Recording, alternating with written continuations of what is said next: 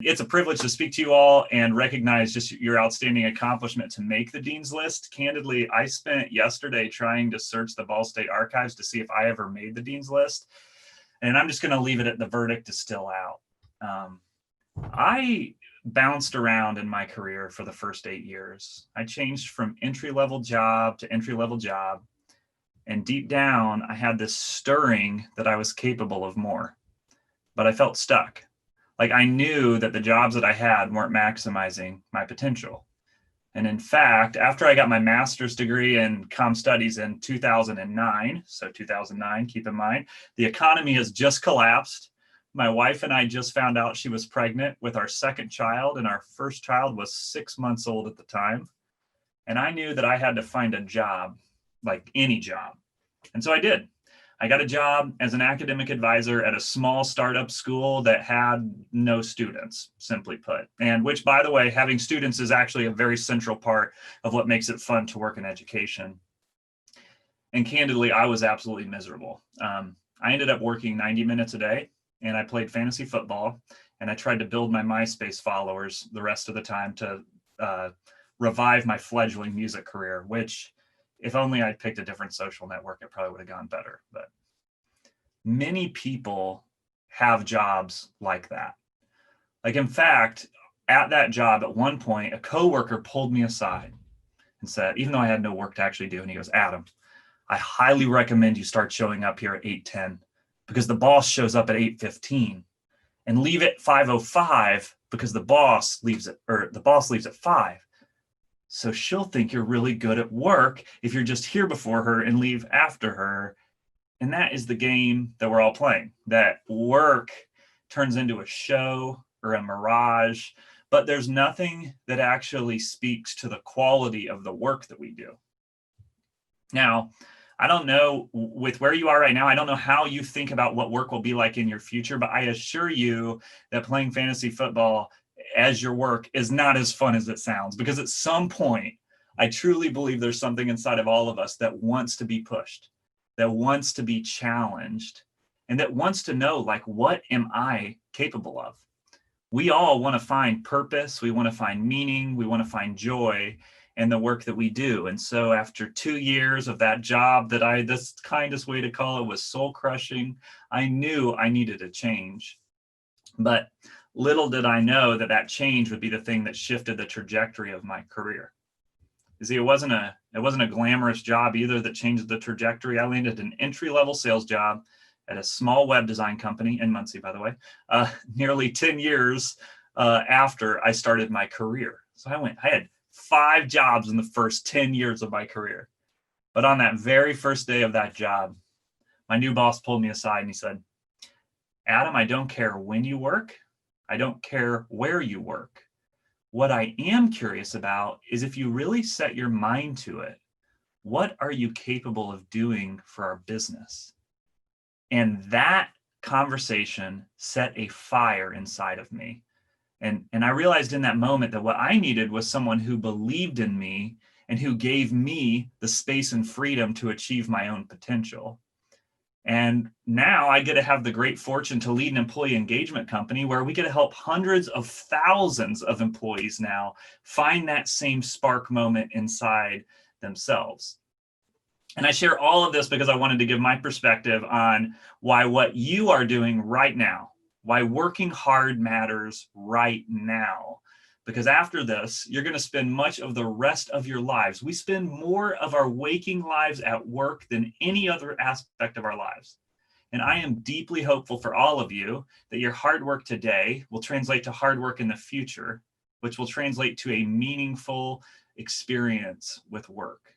And so what I wanted to do is just share a couple ways that I thought for you, things you could do today and also in the early part of your career to make work better for yourself. So the first is this, and I can't see any of you. I really wish I could. I hope everybody's like, "Hey, this is pretty good. I'll give it a 5 out of 10.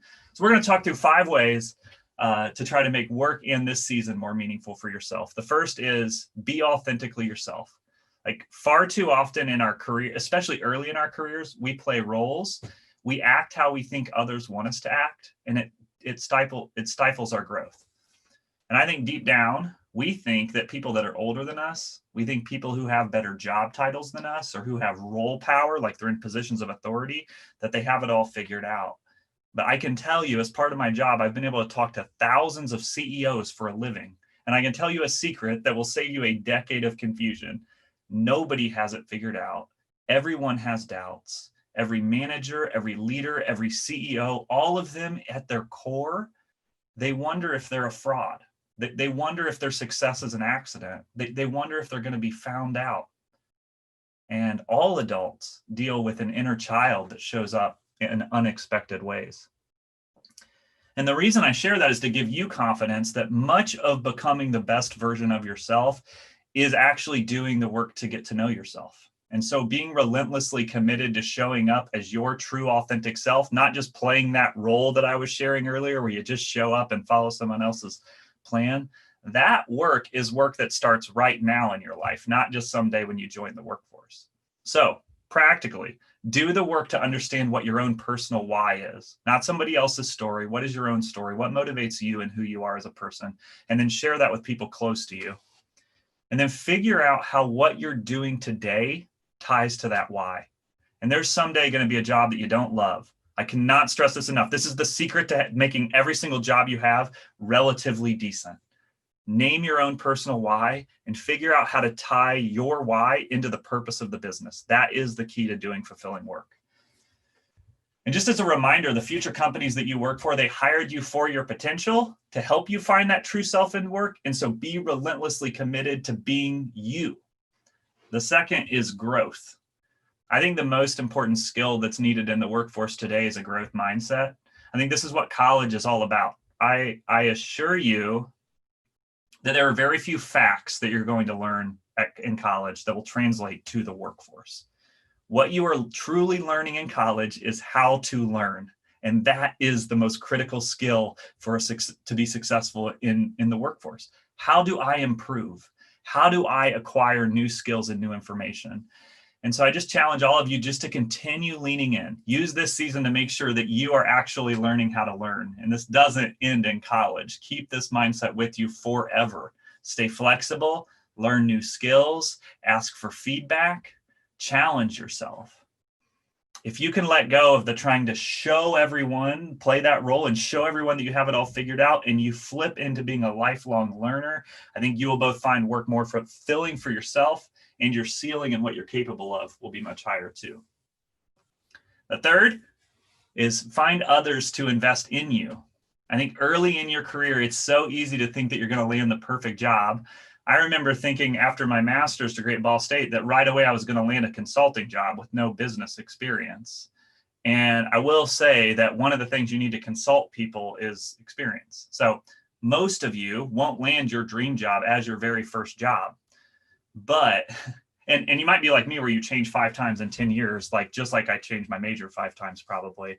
It doesn't just end there. What matters though is less like what it is and more early in your career. Do you find people who are willing to invest in you and who are helping you grow? People who have more experience than you.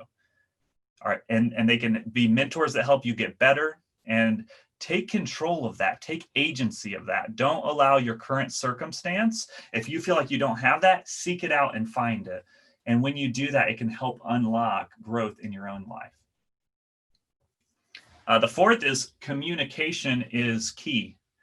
Like outside, which by the way, I mean, come on, I had to throw that in of one of the 5, of course, with this topic, but outside of growth mindset, I'm not sure there's a more central skill that is needed in our workforce today than communication, which is why, and especially right now where so much of the workforce has gone remote, we're dealing with communication challenges we've never dealt with.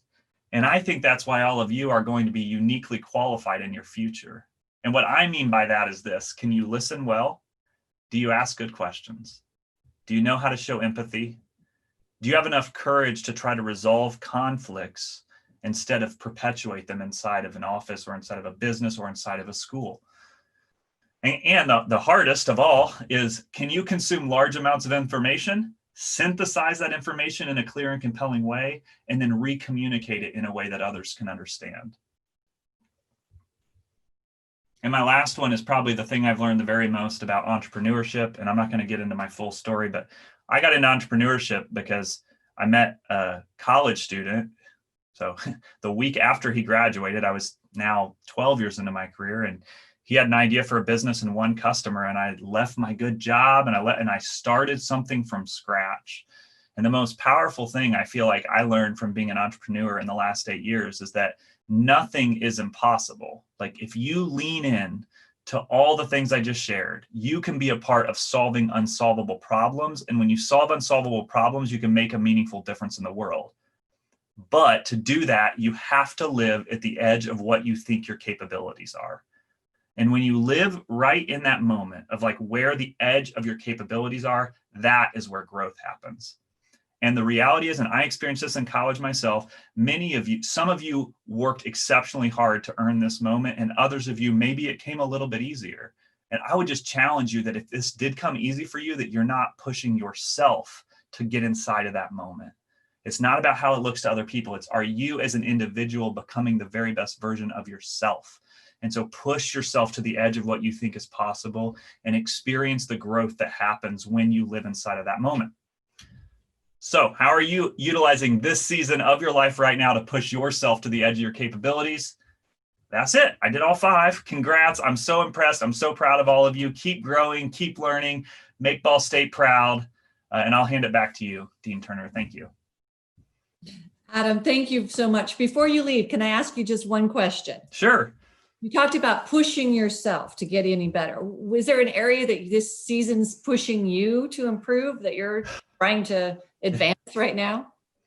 That's a great question. I think there's two main ways, for me that I'm like, feel right on the edge. This has been a season for me of trying to find my voice, learn like going from just like leading a company to writing a book, for example. Like it took a lot of introspection to like think through, do I have something to say, And so I think that all the inner doubter and all the things I was sharing earlier, I think we're all manifested in the like, you're not good enough to write, you don't have anything to say, and like really going, well, hold on, this is a season for finding my voice. I'm going to lean into that. And then I think the other, in March, my company, we're a company of about 65 people. We went from being a fully in-office we're in Fishers, headquartered, and everybody sees each other every day, to we haven't been back to the office since. And so I've had to learn how to lead a company and a culture in like an entirely new way. And I do think that has been really stretching. Like my passion is building highly engaged cultures. I've always done that through physical interaction. So now how can I do that like remote as well? And I definitely feel like I'm right on the edge right now and learning that as I go. So. Well, thank you. I appreciate it. So often, as you mentioned, we see people who are successful and we don't recognize the struggles that they've had to do to get there, or the fact that maybe they get up and they say, I'm not sure I'm going to be able to do it again. So it's so nice to hear from you as well, that that's part of the process that's gotten you where you are now. We're so very grateful for you joining us. Thank you, Dean Turner. I appreciate it. Thank you.